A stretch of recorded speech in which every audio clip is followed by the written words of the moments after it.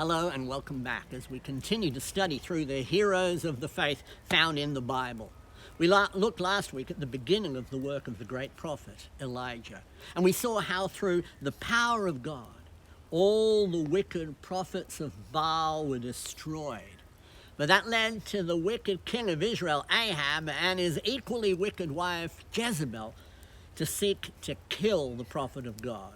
And he fled for his life up into the mountain of Horeb, where we see him cowering for his life in a cave. Notice in 1 Kings chapter 19, verses 9 and 10. Then he came there to a cave and lodged there. And behold, the word of the Lord came to him. And he said to him, "What are you doing here, Elijah?" And he said, "I have been very zealous for the Lord, the God of hosts. For the sons of Israel have forsaken your covenant, torn down your altars, and killed your prophets with the sword.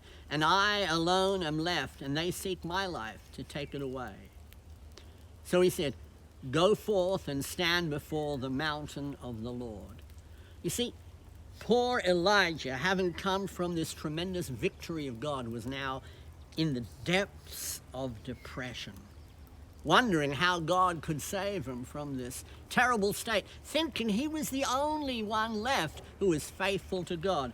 Continuing in verse 11. So he said, "Go forth and stand on the mountain before the Lord." And behold, the Lord was passing by, and a great and strong wind was rending the mountain and breaking in pieces the rocks before the Lord. But the Lord was not in the wind. And after the wind, an earthquake. But the Lord was not in the earthquake.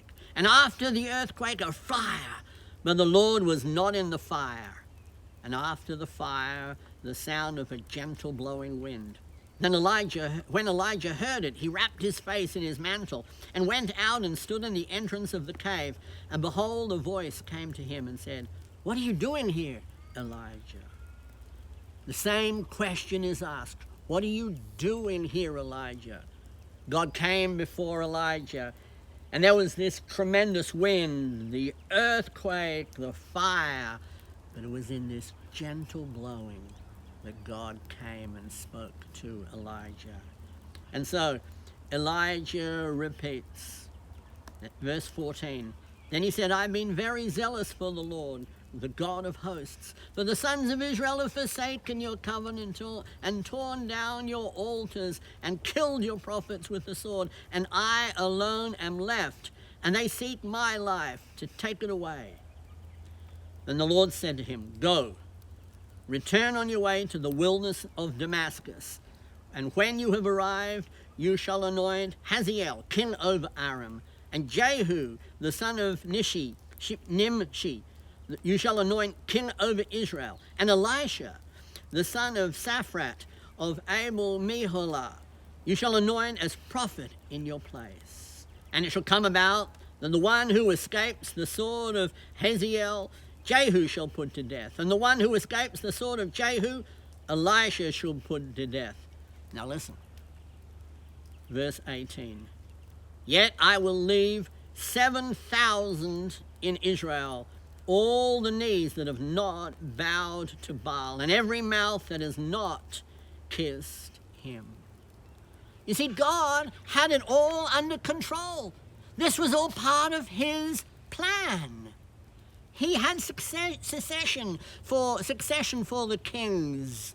He even had succession for the prophets. And there were 7,000 just like Elijah who had not bowed the knee to Baal, who had not kissed the idol. You know, there are times when we feel that the weight of this world is just too much for us. But we forget about God and the power of God and his eternal plan. We now like to go and see when God calls Elijah home. It's found in 2 Kings chapter 2, verses 11 and 12. Notice, as they were going along and talking, behold, there appeared a chariot of fire and horses of fire which separated the two of them. And Elijah went up by a whirlwind to heaven. Elisha saw it and cried out, my father, the chariots of Israel and its horsemen. And he saw Elijah no more. Then he took hold of his own clothes and tore them in 2 pieces. Elijah never tasted death, but God took him up in a whirlwind with chariots of fire into heaven.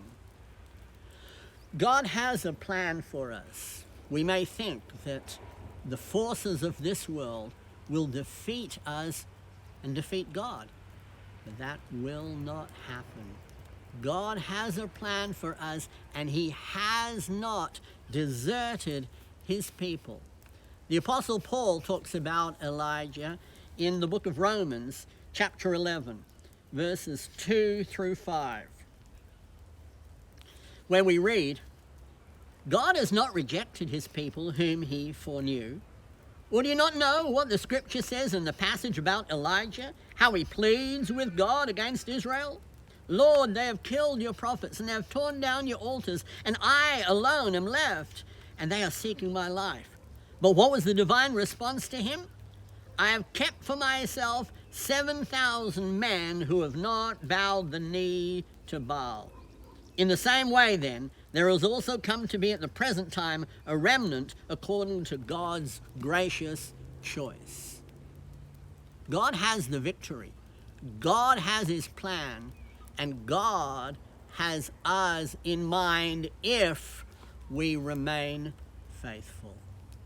We too can be like Elijah. While we won't necessarily be taken up in a whirlwind, but we will be taken up on the last day when the trumpet will sound and Christ will come to take his own home. All we have to do is be faithful unto death, and we shall receive the crown of life. Thank you so much for being with us.